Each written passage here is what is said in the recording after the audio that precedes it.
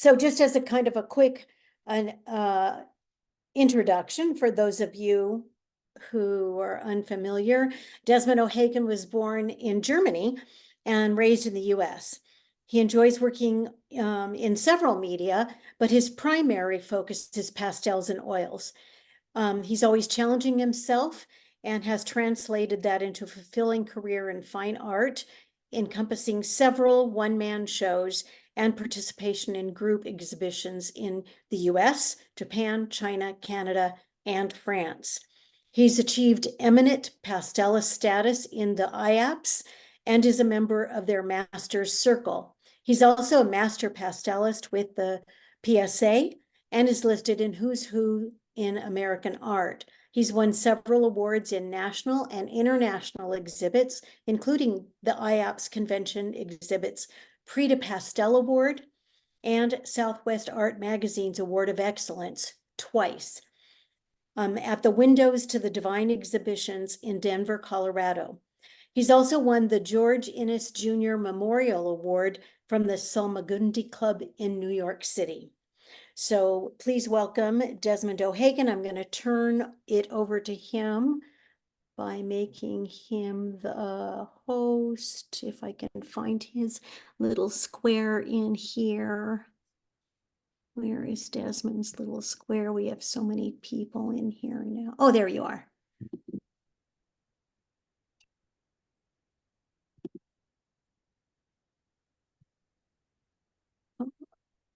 Okay.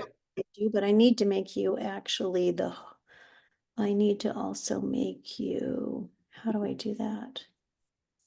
Let me remove the spotlight first and then make you the,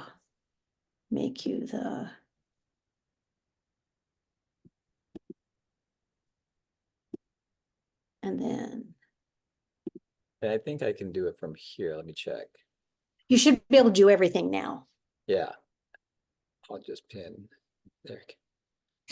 All right. So, all right. Well, thank you for inviting me. This is always nice to get back to everyone out in California. I've had some very great trips out there, especially when it was during the winter, when it was nice and 75 degrees in California and it was freezing out here. So it's always nice to kind of revisit everyone. Let me turn this down just a little bit here. But so today I'm going to show you a presentation. This is going to have a variety of my work along with step-by-steps of paintings in progress, or well, in progression, and a few other things. So without further ado, I look very red right now for some reason. Let's try and get this a little bit more. So I'm going to pull this up, and if you could just stay muted and then unmute if you have a question. This is going to be very, very casual. Like it's sometimes easier to ask questions when there's actually a painting, you know, on the screen as opposed to later. Just a quick rundown. I work in both pastels and oils. The style is very, very similar. Simplicity is a key to how I paint, and also when I do workshops, that's a big part of my focus. I've worked with a variety of pastels over the years, Unison, Rembrandt, Sennelier, all of those, and continue to work with those different varieties. But I also work with a set that I designed for Jack Richardson Company, and it's called Desmond O'Hagan Essential Pastels. It's only 40 pastels, and that's primarily what I've been using now for the last, I'd say about last 3 or 4 years. That goes back to my whole process of simplicity. I really paint very much in pastels as an oil painter. That means that I'm working with fewer colors. I'm combining or overlapping colors to create third and fourth colors. It's similar to like mixing paints on a palette. It's just less is more, and I try and get as much as I can out of a limited set. I find it that some of the advantages are I'm not rooting through the 500 or the 750 pastel set. And then God knows if I had the 1500 pastel set, that just kill me. So it's very simple. And drawing is a big part of this, composition. working with abstract shapes and then slowly manipulating the shapes that are important. I have my primary shapes in the paintings and I have my secondary shapes in the painting. The primary shapes are going to be a little more defined. The secondary shapes are very important as well because they sort of support the primary. The secondary shapes are basically just abstract shapes. These can be background shapes. These can be just a variety of images in the painting. What I want the paintings to do is I'm taking whatever image, whether it be working from an iPad or a photograph, or for that matter on site, and creating a three-dimensional image. So having those primary and secondary shapes gives distance and depth in a painting. That way, not everything in the painting is highly defined, which can make the painting very flat. So I want to have loose shapes in it, as long as some more defined shapes, so I can get atmosphere and depth in the painting. I want distance. So without further ado, let me pull this up. And see, advanced. No, I don't want that. Let's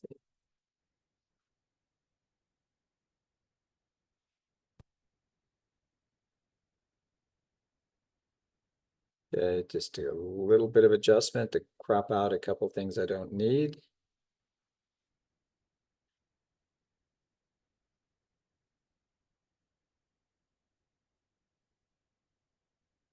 Okay.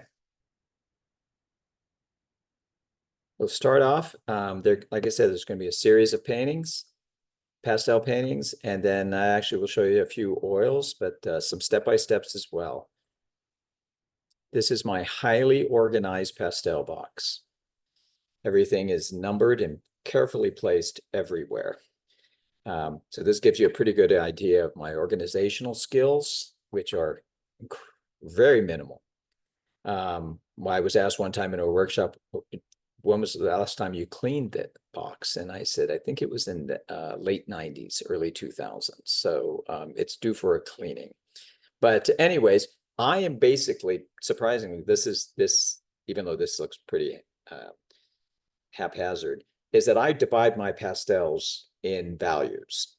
I have my darks, my mediums, and my lights, and that's about as organized as it gets. And this is a bit jumbled, but in that way, I am looking for a value, not a specific color, which gives me a wider range and gives me the opportunity to experiment much more.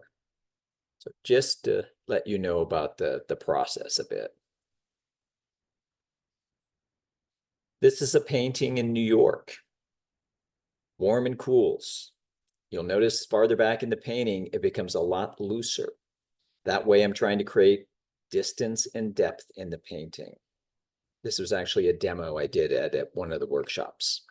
But you can see where the values are sort of higher contrast, that's where the hard edges are. When the values are similar, that's where I'll let colors kind of blur together a bit. You can see that like between this blue and this greenish brown. But as you see with the scarf in the back of this coat, you can see the hard edge. Your eye naturally goes to where the hard edges are. This is a scene in Denver. It's the Brown Palace Hotel from the second floor looking down into the lobby. She really did have a red purse, and those chairs are actually red. So sometimes you just have seemingly a perfect composition for a painting. And this, I was very fortunate. I was just taking some shots. My wife actually worked at this hotel, and I just love the ornateness and the architecture. My background, I originally started in school, in college, studying architecture. And then I realized I didn't want to be an architect. And I came up here to Denver to go to art school, study graphic design and advertising. And then I went from that. I was only in advertising for about 4 or 5 years. And then I would say, with the support of a fearless wife, I got into fine art. And I've been doing that ever since. So that's probably about 39, almost 40 years ago.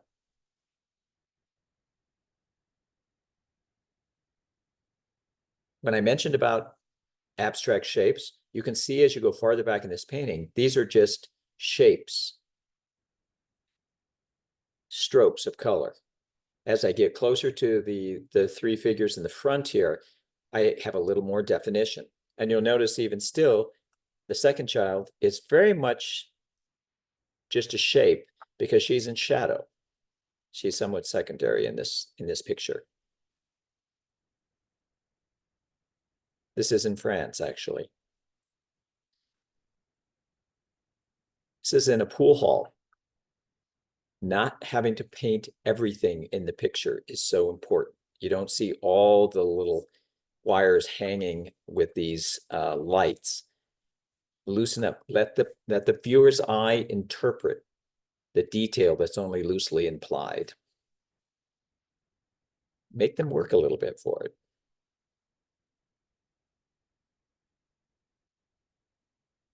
This is in Paris.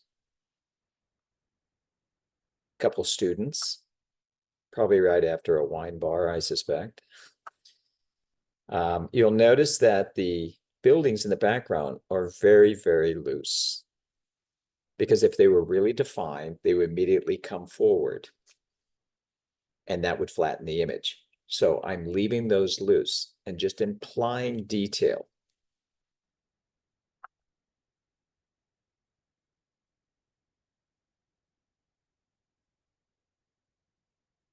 Also in Paris, I really like dusk. I like when those colors start to become more jewel-like. The sun is just setting. You get some really deep, interesting variations of colors. Jewel-like is the best way I can describe it. Is you just get this really neat, I don't know, there's a crispness to it. And I like to exploit that in the paintings and really try and push the colors, experimenting, warm and cool colors, strong colors versus muted colors, and values. Values are so important to have a nice variety of values in there, dark, mediums, and lights. And movement.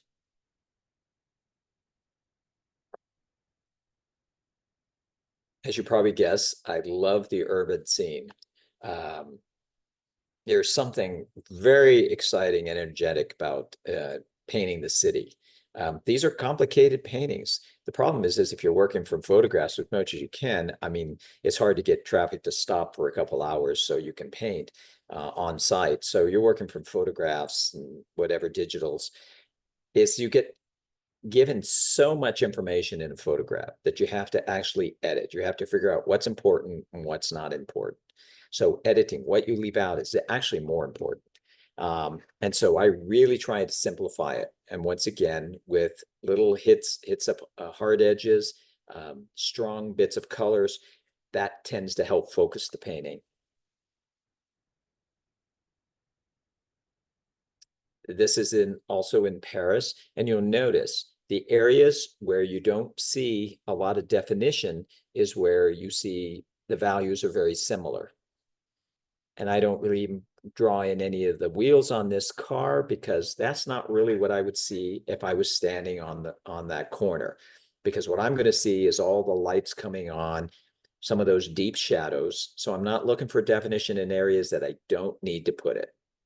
So I'm painting how I see, not what the photograph gives me. I really only use photographs as a beginning point.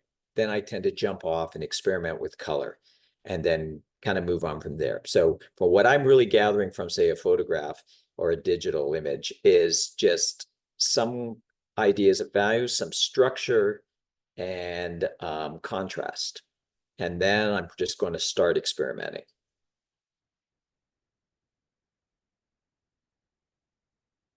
This is in North Beach in San Francisco. The farther you go back in this painting, you start to see where the sky sort of overlaps these buildings. This is sort of later in the afternoon. As you get to the front of the painting, you can see where it becomes a little more defined, a little more hard edges. And I love reflections, lights. This is where the energy of the city really pops in. But these are fleeting scenes.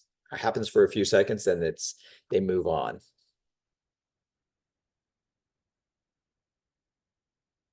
This is an older piece. It's actually from the second or the third tier of the Eiffel Tower looking down on the Seine. If you look at these big shapes is what's defining these trees. Flicks of colors just to define the cars. You don't have to paint everything in, every wheel, the windshield, all of that. You're only implying detail.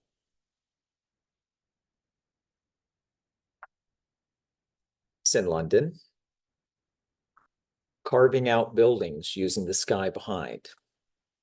Not painting in every window here. You know that these are buildings there. I'm leading you to believe that this is all going to be understood when you're looking at the scene, because you're saying, oh, of course there's windows back there, but it's backlit, so you're not going to have that definition as if the sun was in front on those buildings. Most of it has to do with the cars and the people and the person walking.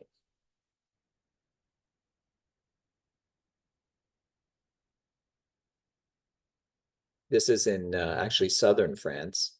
Farther you go back in this painting, the looser, less defined it gets. And the colors start to become more muted because there's atmosphere and air between where I'm standing and those hills far back. And then as you get closer, you become a little more definition in the buildings, what do you call it? The trees. You even see some branches in the foreground.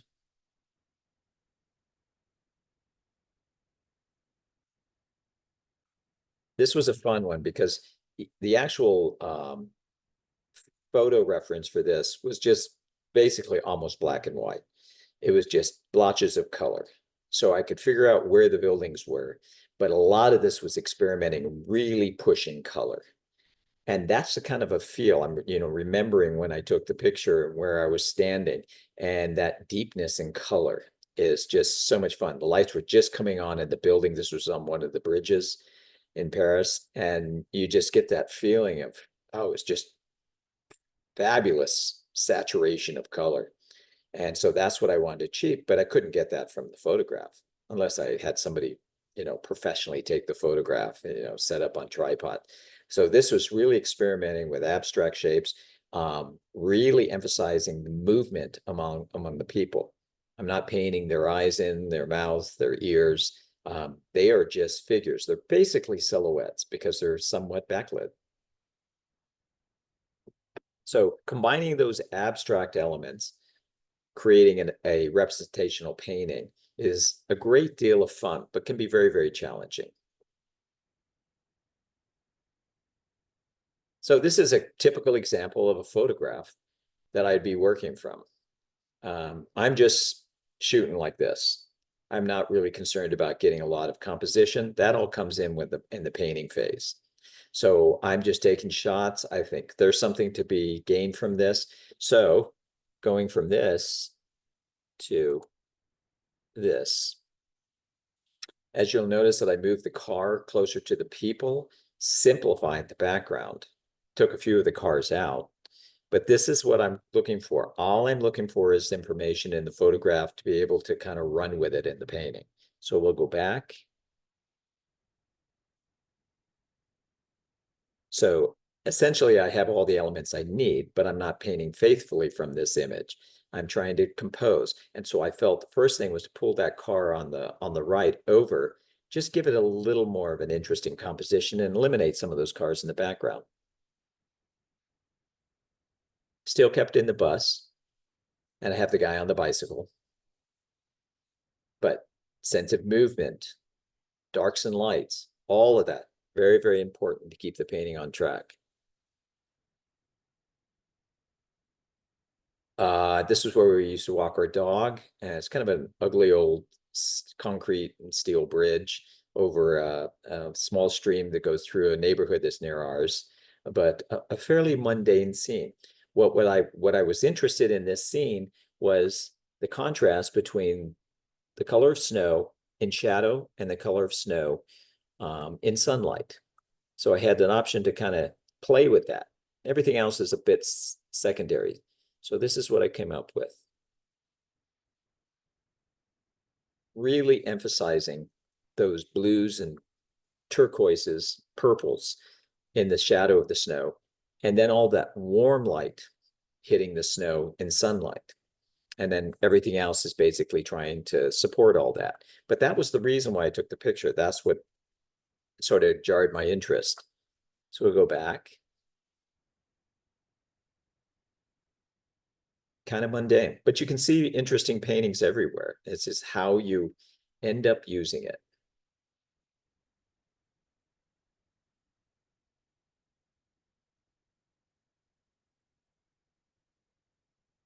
All right, so this is working on canson paper. This would be the smooth side. And canson paper is slightly unforgiving. There's not a lot of tooth there. So you really only can get about 3 or 4 layers on. So you have to be very effective in your mark making, because you can't spend a lot of time going over and over and over, because then you'll just make mud. Excuse me. Going in with my darks originally, coming into my midtones, warm colors. Originally sketching it out in charcoal, just really just putting down the shapes. That's all I'm looking for, is just the shapes.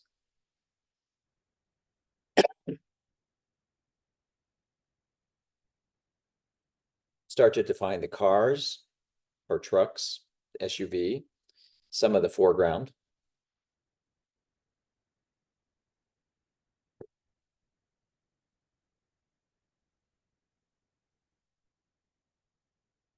Now from here to the next slide is basically just the icing on the cake. It's the lights creating a little more contrast. So I'll show you that.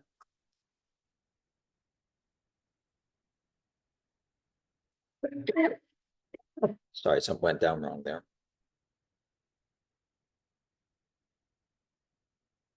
So we go back.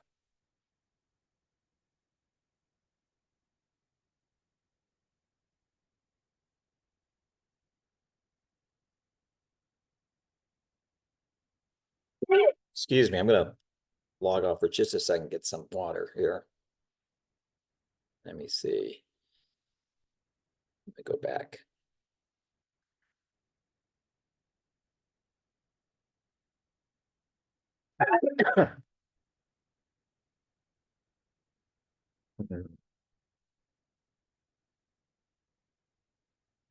Can't get everything to move. There we go.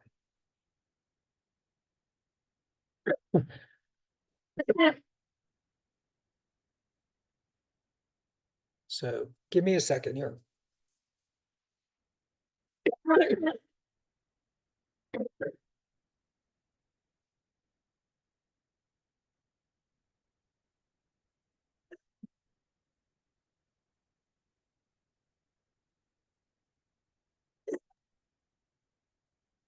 Well, Desmond is getting a drink of water. I'm just going to mention one thing, which is we have our magazine coming out shortly. Please be sure that your address is updated in your member profile so you get a copy of this magazine, which is being sent to all of our members. It has important updates about what's coming up for next year.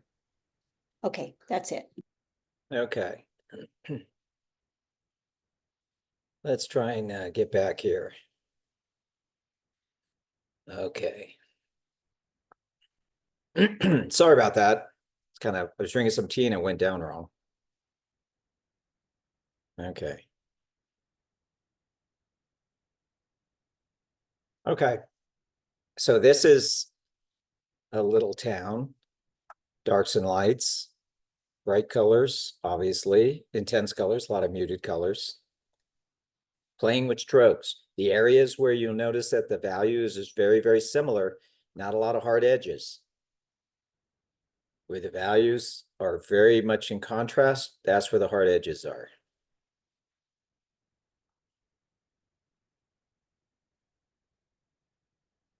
This is in Spain. A good example is the farther back you go, the more muted the grays are. And these are blue grays, green grays. And as you get come closer, you'll notice that those high contrast areas are where the values are quite a bit different. Less so here, more so between like the roof and the front of the buildings. And that's where the eye naturally tends to go to, is those high contrast edges.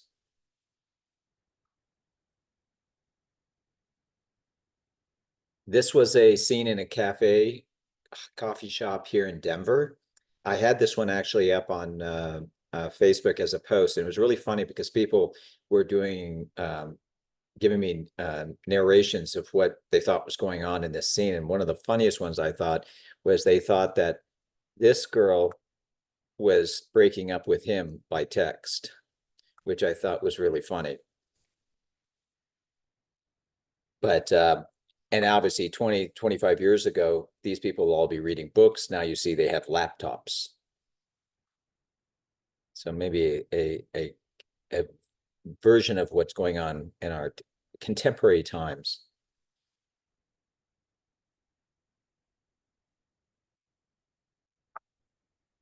It's a good example of just backlit figures.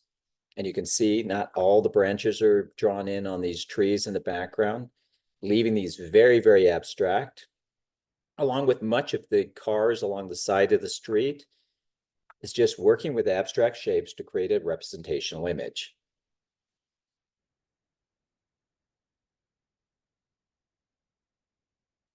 This is a pub in Dublin. Obviously, the focus on this is the back of his shirt and that really strong light coming from above.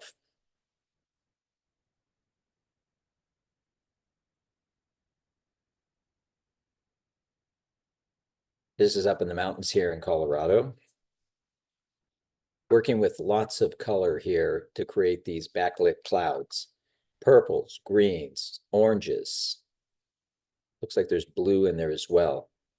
And then you have a little bit of this mountain ridge. This is up near Loveland Pass. But very abstract.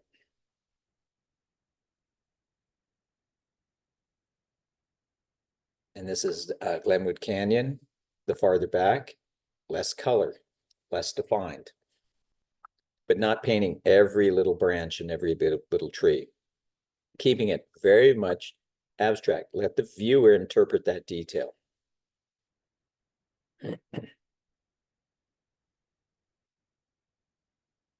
This is a painting I did as a demo for one of the videos on the Artist Network. And you can see just reflections of color, implying distance and depth in the city with just big shapes of color, and then little clips of little bits of edges of color with the tip of the pastel. Most of the time I'm working with the size of the pastel, much like the width of a brush in oil painting. Hotel lobby. That's here in Colorado, in Denver. And that was out in California quite a few years ago.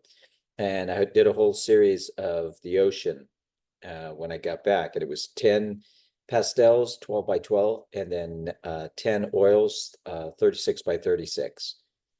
And you can see that these are later in the day. The sun's going down, trying to create movement, just with big shapes, slowly refining the parts that I find important.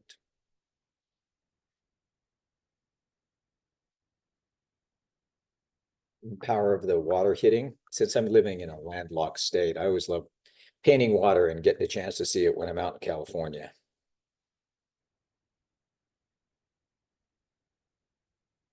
Okay, these next 5, I think, slides, it's just showing a little more of the concept of abstract shapes, changing directions with the pastel, overlapping colors, letting a little of the paper come through. This is on a Canson burgundy paper, and you can see it's just the chunks of color, pressure, putting down my darks, bringing lighter values over it, defining edges with maybe the background lighter color. Directional strokes. You can see where there's more pigment because the pressure of the pastel is really pressing down on the paper in the beginning, less so maybe when it gets, we see more of the paper show through. Just strokes, hits of color to imply some definition somewhere in the painting. You can see where the contrast is much more severe, harder edge, less so. You can see less so here, more so here. And that's actually a head, but I'm not painting in the eyes and the nose and all that. So still very abstract. So all of those pull together and create this painting. This is the first part. This is the second part. Third part, which is basically a bus and cars back there. Fourth part. And then the fifth part right here. So showing abstract shapes making up a representational painting.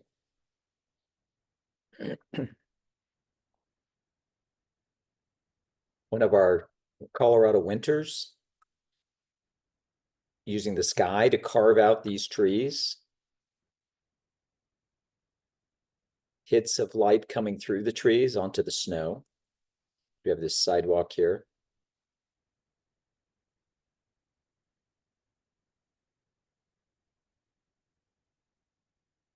Some friends of mine in a bar downtown. Very backlit.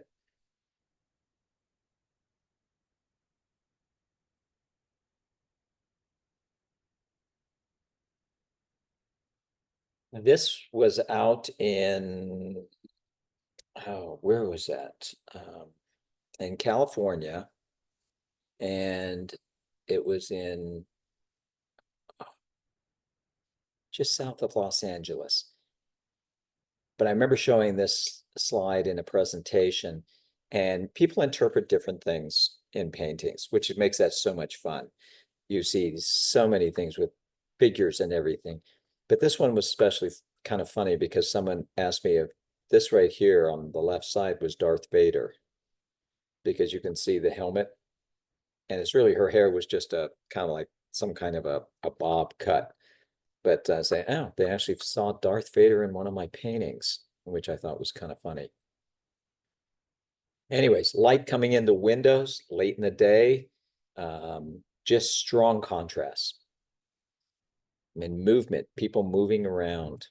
This lady leaning, now not defining her face because that light from behind is going to obscure that. Your eye is not going to pick up that definition. If you were standing there, you would be sort of overpowered by the light that comes in behind her. Painting how you see. A couple of women talking in a cafe. Also a little bit backlit, but also dealing with some overhead light bouncing off their blouses there.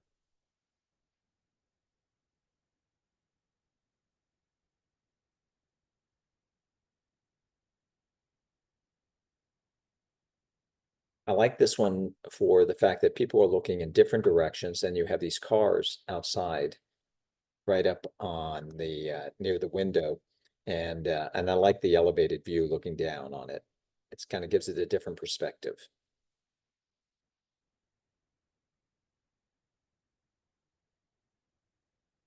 Little outdoor market. I love this hat right here. This had a really nice definition in the background.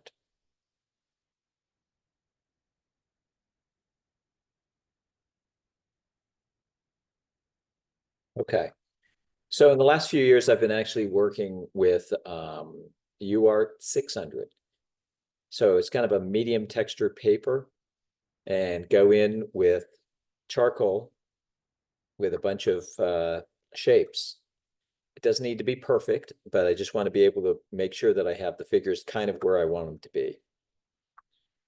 This was in Paris. Go from here to bring in my big shapes. And this is sort of a dark brownish green, dark blue. It looks like even a deeper blue in there, working from that set that I designed.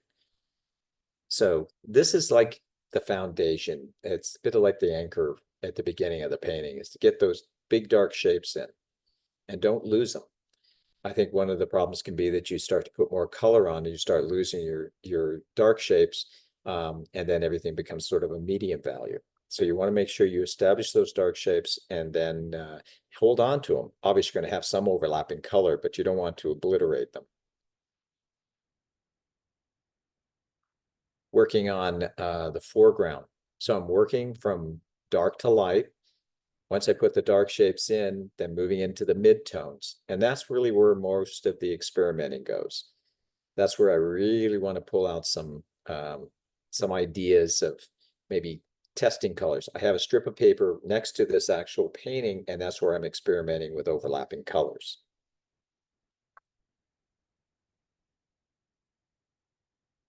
Slowly defining the people.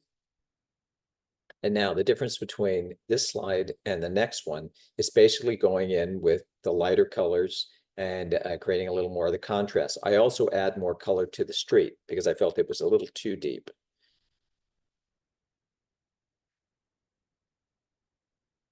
So we'll go back through.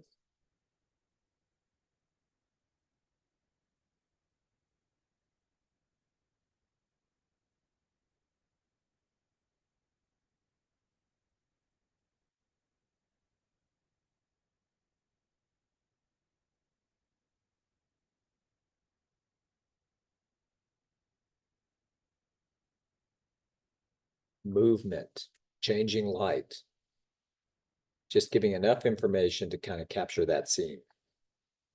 But I'm not wanting to paint a photograph.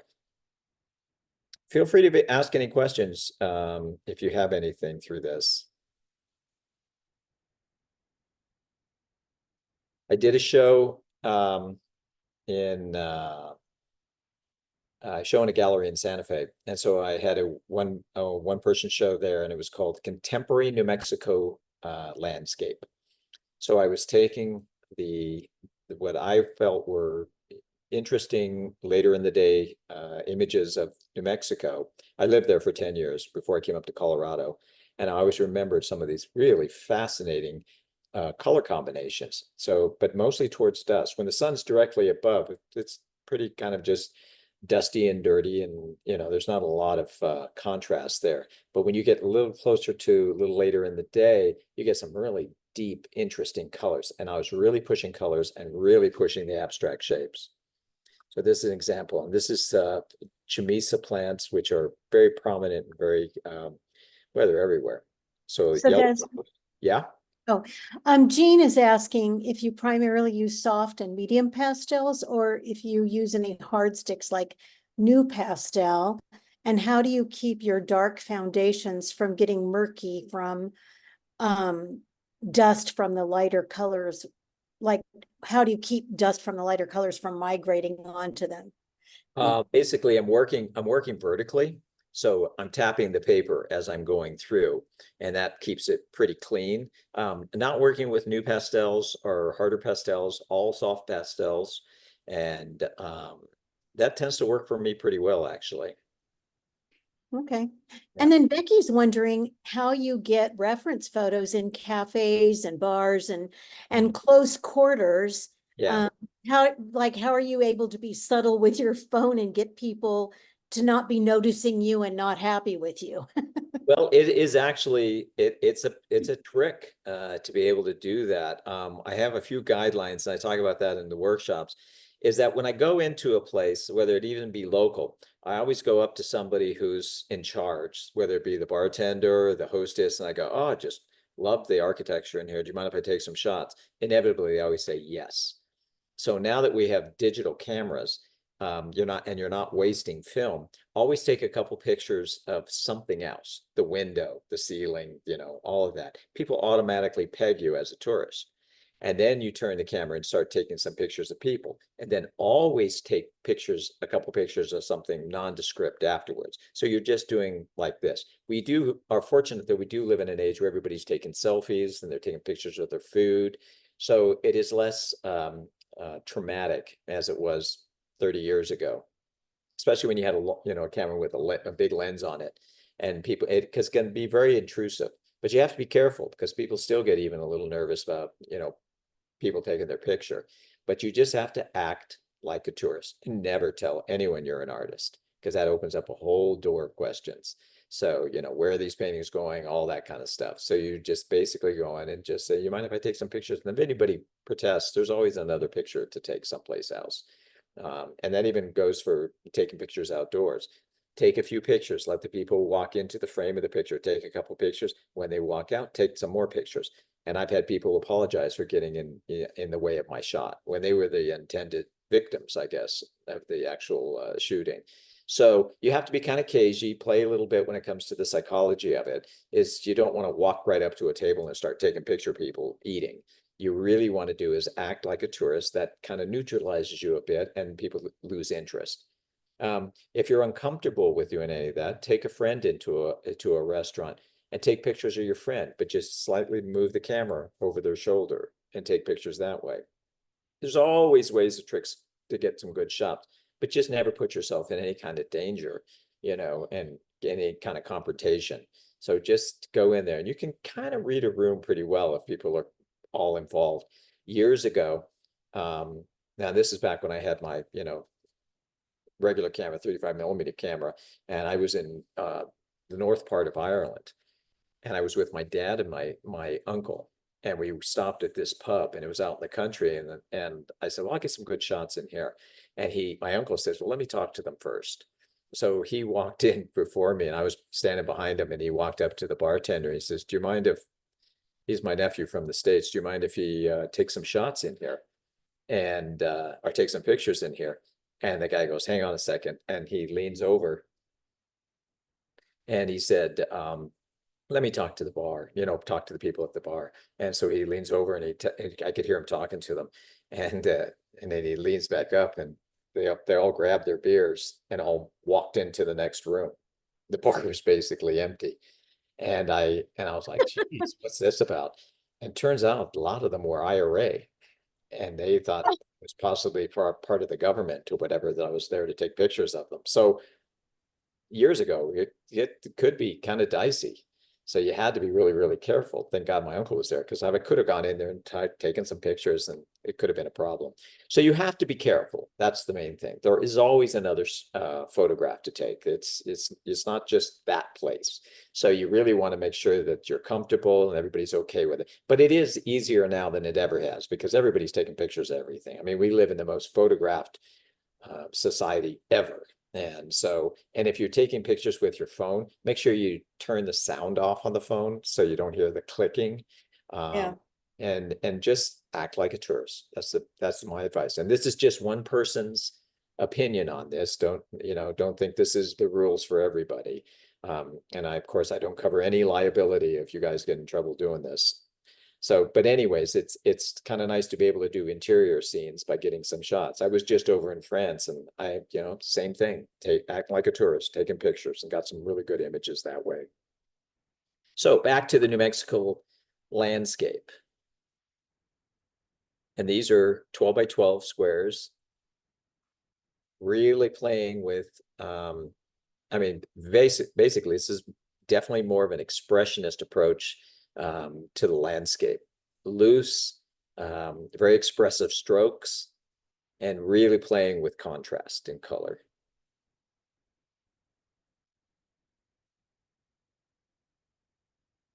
But this is what I experienced as a kid growing up there, and just really catching those colors and how brilliant the desert can be color-wise. Hard edges, soft edges.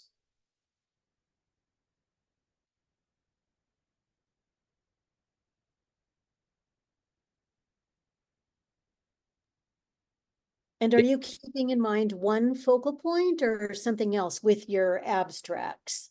Well, what these are so abstract that I don't really, and in most of my paintings, I don't really concentrate that much on a focal point. I really want the viewer's eye to kind of work their way through the painting and see as much as possible and not get stuck in one certain area. So there's sort of general focal points going on, but not really very specific. Unlike, say, a portrait, where it's obviously the focal point is the face. So this one is really what I'm doing is directing the viewer's eye using hard edges and soft edges.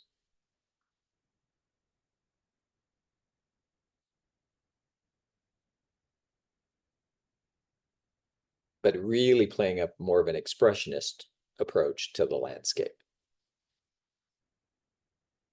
A second, I'm going to pull up the chat thing so I can answer some of the questions. Let's see here.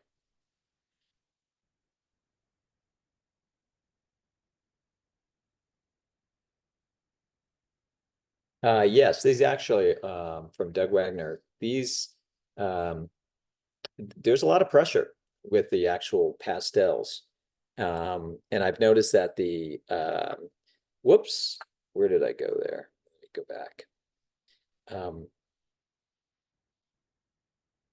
That the UART paper can handle it, but still, this is only about three or four layers, and sometimes as little as 2 layers. But yeah, really going for very expressive strokes, hard edges in some. And someone now asked me about their favorite size of painting. I like 18 by 24 because obviously the glass is not that heavy when it comes to framing, but I've worked up to, 36 by 48 in pastels.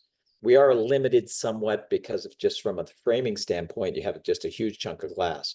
And I'm sure any of you who have shipped pastels are always worried about how the shipping companies drop kick it wherever they go. So you always worry about breaking glass. So from a purely from a practical standpoint, I try and keep my sizes, within that, relatively medium size, some smaller and some larger.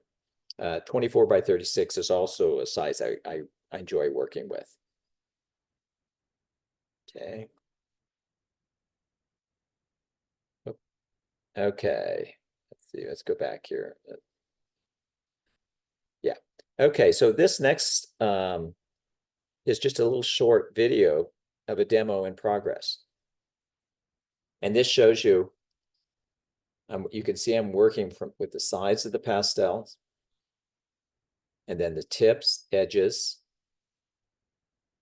And this was actually a painting of southern Spain.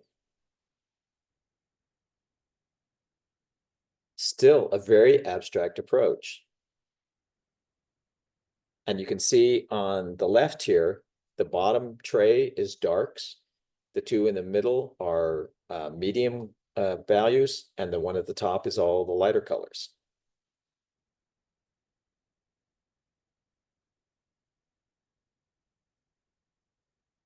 Jumping ahead a little bit.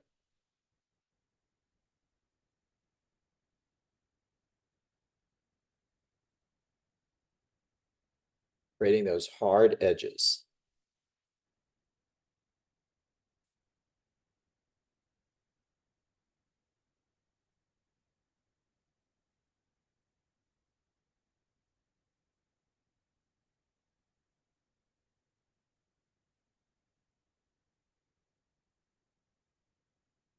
So you can see it work fairly aggressively.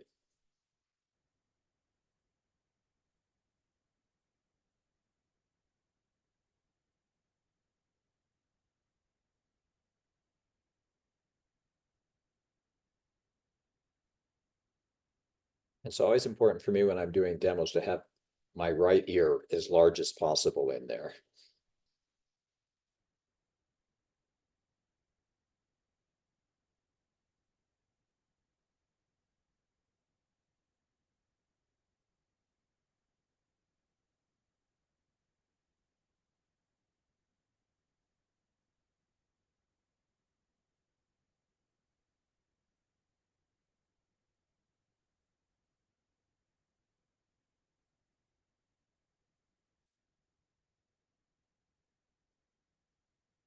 And that's it on that one.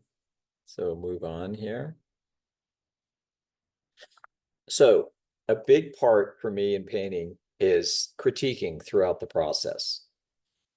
So this is an older piece, and it got to the point where I wasn't that excited about it for a few different reasons. One, I felt the sky was just sort of blah. I wanted to bring more drama to the sky, make it a little more interesting.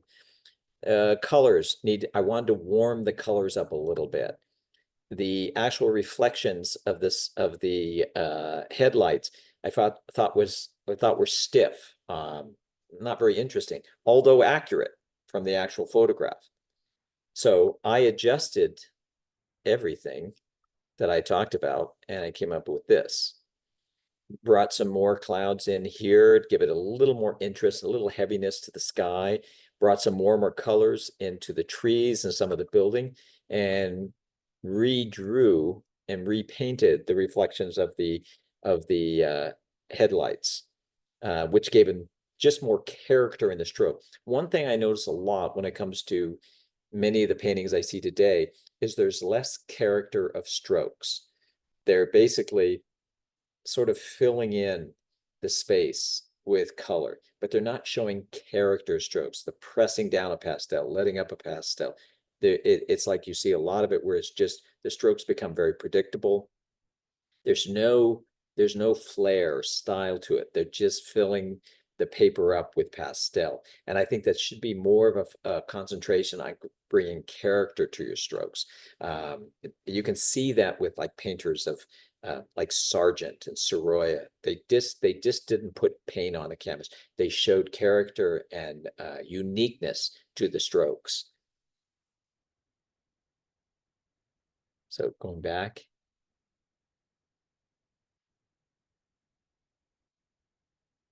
So, and this is going to be an oil painting. This is kind of a typical photograph I'm working from. This is obviously backlit. This is my wife walking ahead of me. We're going to this Mexican restaurant around the corner. This is in Denver. But I mean, this could almost be a black and white photograph. So, but the elements are there that I want. I want structure, some contrast, and an idea of some color. So I went from here to that. So experimenting with color, experimenting with combinations of those colors, experimenting with lights and darks, but really playing up the abstract elements.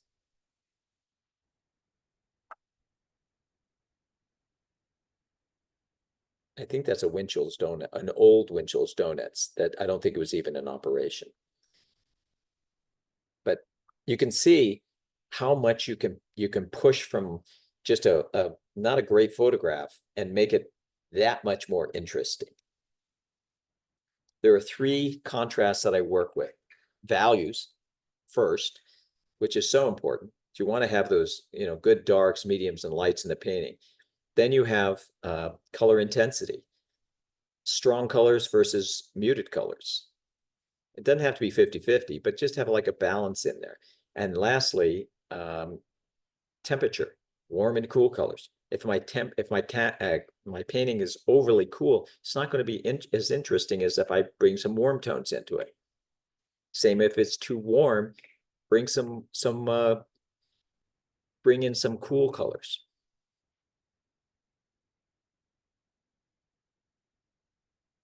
Okay, let's see here.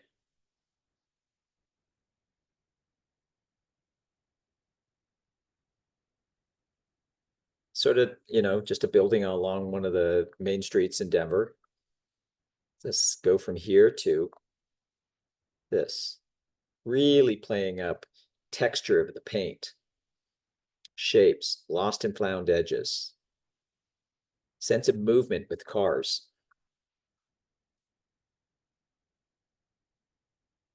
So if you have some maybe not so perfect photographs out there, you might take a second look at them and see if you can come up with something with that. They may not all be not workable. But there was a reason you took the picture in the first place, because something sparked your interest. Try and find that spark. This is out in Chinatown, San Francisco. just playing with the different angles. And these are oils, by the way.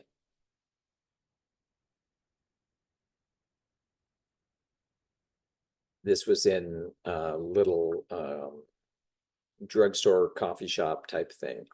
And this painting is actually 36 by 48 inches. So that's one big Coke.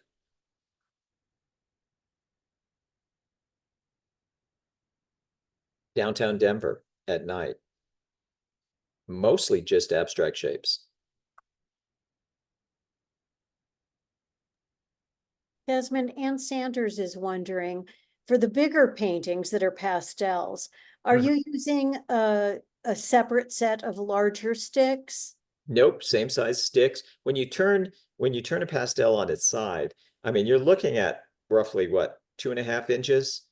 Well, imagine that's the width of a brush I would be using in oil painting, and that's a pretty big brush. So yes, you can work with, I mean, I wouldn't work with tiny little pieces when it comes to the bigger pastel paintings, but you have the option to work with some pretty big, broad strokes with pastels.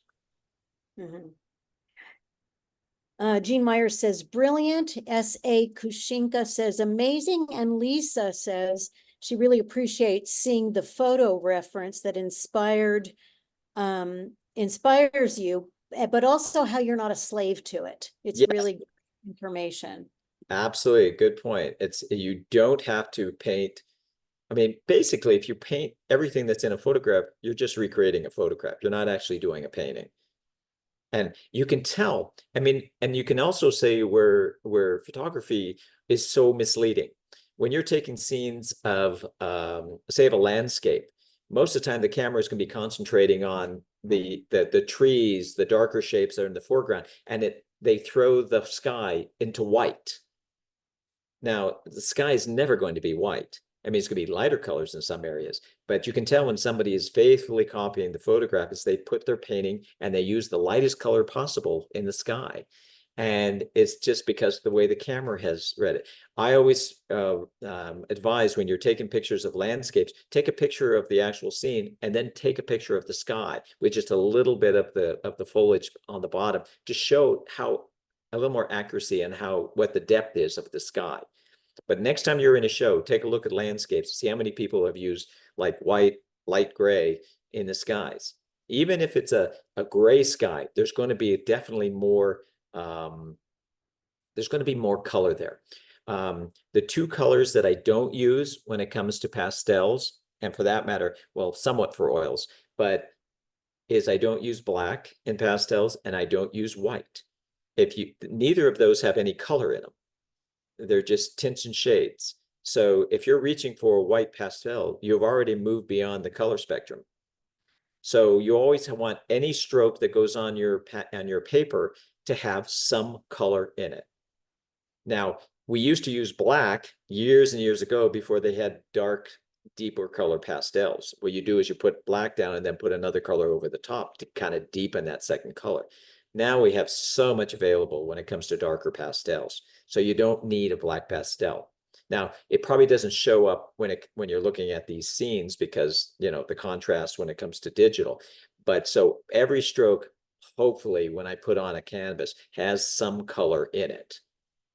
Now with oils, I don't really use black, but I'll use a combination of ultramarine blue, alizarin crimson, and burnt sienna. And that's a pretty deep color. And I can add more ultramarine blue to make it a little cooler, and a more alizarin crimson and burnt sienna to warm it. So this is out in California as well. So in any case, try and stay away from white. I got some great advice many, many years ago when I first started painting. This artist told me, he says, the only time you use a white pastel is to sign your name. So if you have white pastels or anything close to white pastels, you might want to try and put them aside and see how much more colorful your paintings will become, more interesting, because a white and blacks tend to kind of deaden a painting.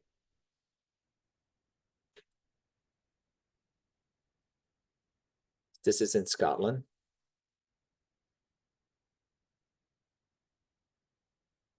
This is in New York. Now, even though this looks white in here, that's actually light blue.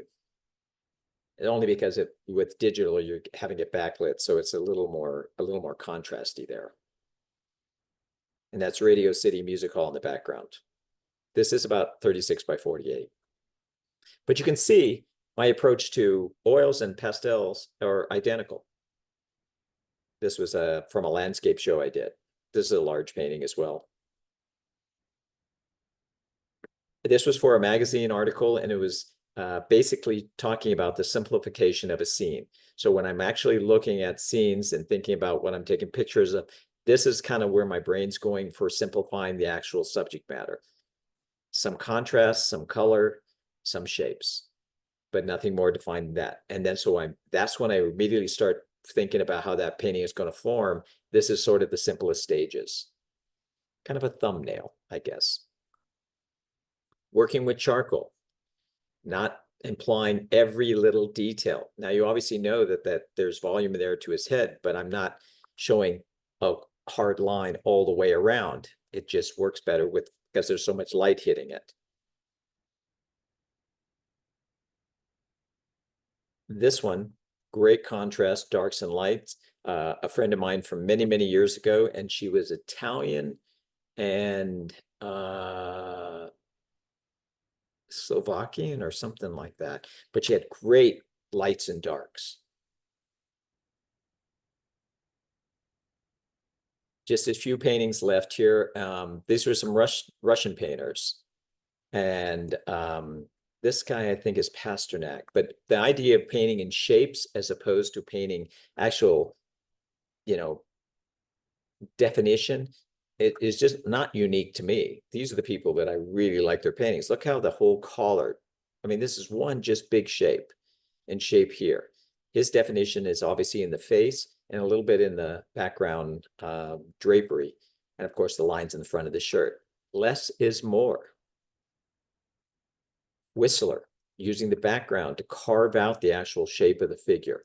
Notice the idea of the values. Notice where the values are similar, less hard edges.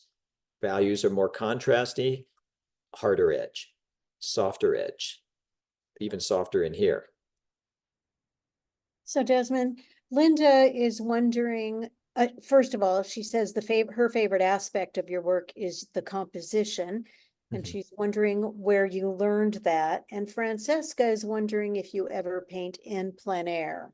Yes. So to answer the first question, composition, much of composition, it becomes second nature, and a lot of it has to comes from looking at as much good art as possible. And that's a simple thing to say because there is so much bad art out there. But go to those painters from the turn of the century, from the 1800s to the 1900s. Fantastic composition. You have the French painters, you have the Russian painters, you have the early American Impressionists, and some of the English painters, and just go through that. They're all available online to look at. People like Joaquin Sorolla, John Singer Sargent, Valentin Serov, who is a Russian, Whistler. That's where you really pick up on some composition. And I think the more you see, the more it becomes second nature. And as for painting plein air, yes, I do paint plein air. I enjoy getting out there and doing that. But even still with plein air, what you start with and 2 hours later, the scene is completely different. So what you're really doing is you're just painting your first impressions when it comes to plein air. And then you're just trying to keep that. Otherwise, you'd be erasing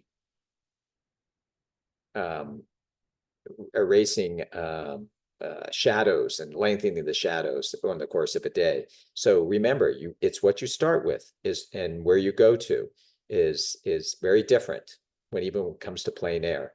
I even recommend when you're painting plein air is when you first set up, take a picture of the scene and then start painting. And then you have at least reference of where you started from, just for structure. Another one is, do you regard illustrators like Bernie Fuchs? Great painters.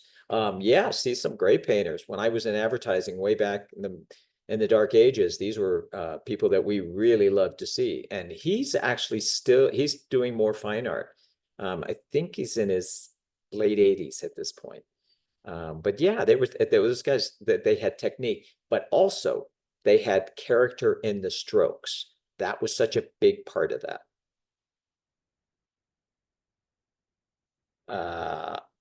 This one is Arkhipov, Russian painter. Kind of a dismal scene, but interesting darks and lights. Very backlit. Pasternak again. Notice how this big shape, his legs are just combined to show the shape. Notice the difference in contrast, where the values are similar, not a hard line. Where the contrast is more severe, harder lines.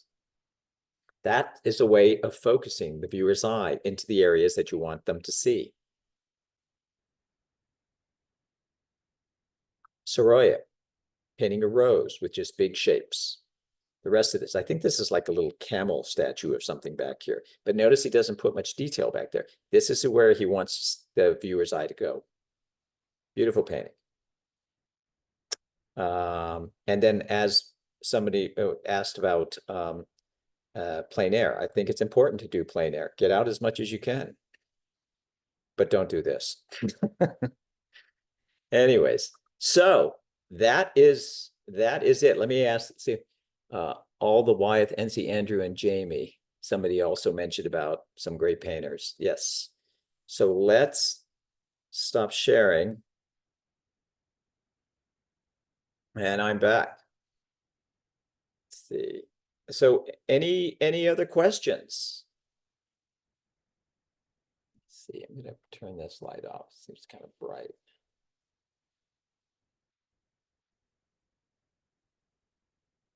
So that's really great. I don't see on your website your 2025 workshops posted yet, but I do see that people who are interested can find some of your recorded workshops on Artist Network. Is that correct? Not workshop, but demos. Demos on Artist Network. Demos on Artist Network. Okay. I do have a mentor program that you can read about on my homepage and my website, and it's basically different sessions, and it's mostly critiquing and sort of helping people with their paintings. Okay. But I do one workshop actually out here in Colorado at my studio, and it's 11 students maximum. And but I haven't put up the different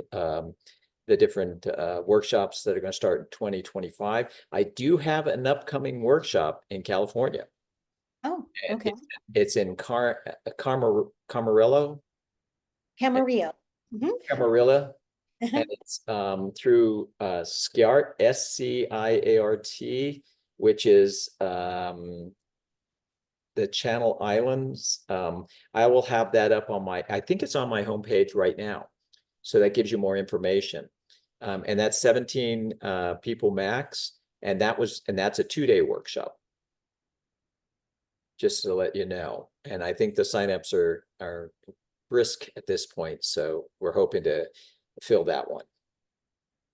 Okay, and we'll be having follow-up conversations about having Desmond come out and do a workshop for PSWC in the future. Sure, absolutely, love to. The one in the next one in California is going to be in November, sort of mid-November. I think that's like the 10th, 11th. I don't have my website up in front of me, but yeah. So well, thank you so much for joining me on Sunday. This was fun, and I hope you got something out of the presentation. Absolutely. Thank you so much, Desmond. Really appreciate your time on a Sunday morning, and I got a lot out of it. It's really great to see your work and to have you walk us through your thought process. So thank you for that. And thanks everyone for joining us. And we'll see you soon. Okay. Bye All now. right. Thank you. Take care. Thank you, everyone. Thank you. Thank you.